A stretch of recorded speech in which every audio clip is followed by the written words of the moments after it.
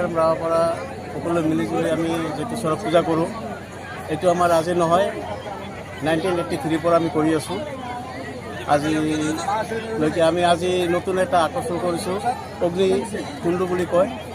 এইটো আমি তাত খোজকাঢ়ি যাম আৰু লগত আমাৰ ৰাজ্য থাকিব, বস্তি থাকিব। এইটো আমি পিঠিত লগাই গাছৰ ওপৰত লগাই ঘূৰাই দিম। আৰু আমাৰ ইয়াত যিমান মানুহ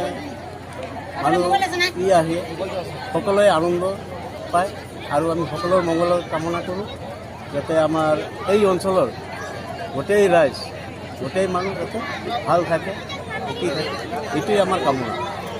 তন্ত্ৰবিদ্যা হয় আৰু দেৱী নহয়, এইটো দেৱীও আছে আৰু দেউতাও আছে, মানে মাক আৰু বাপেক দুটাই আছে। কিয়?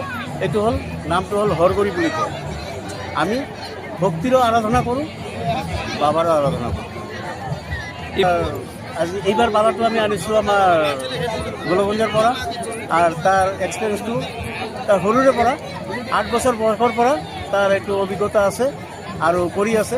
এতিয়ালৈকে সি 30 বছৰ ভৰি দিছে। তাৰ বয়স এতিয়া 8 বছৰৰ পৰা সি এই পূজাটো কৰি আছে।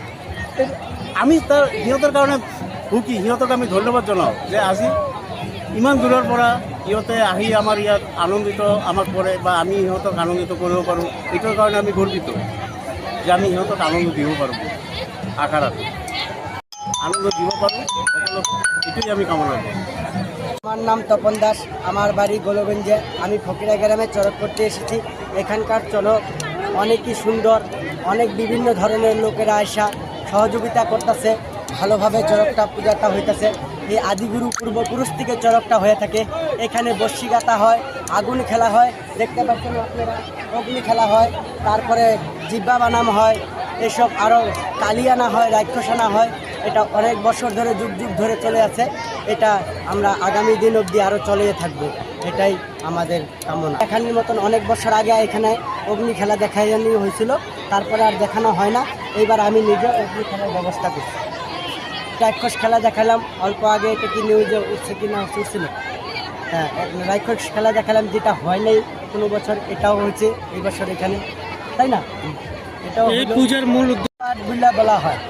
এটা বলতে গেলে ব্যাখ্যা অনেক দূর হতে লাগে। হ্যাঁ, যে আমাদের সতীর দেহ 52টি খণ্ড হয়েছে। হ্যাঁ, বই পুস্তকে পাওয়া গেছে 51টি খণ্ড, একটি খণ্ড পাওয়া যায় নাই।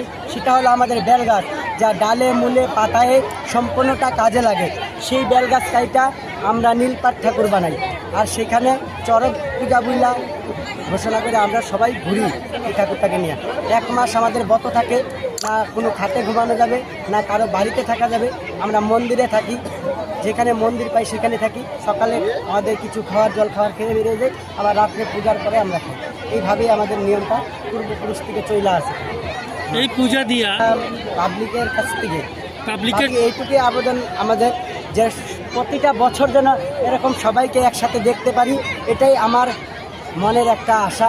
এর থেকে যেন আরও লোকজন বেশি হয়, আমরা যেন প্রত্যেক বছরে বছরে আরও বেশি করে খেলা দেখাতে পারি,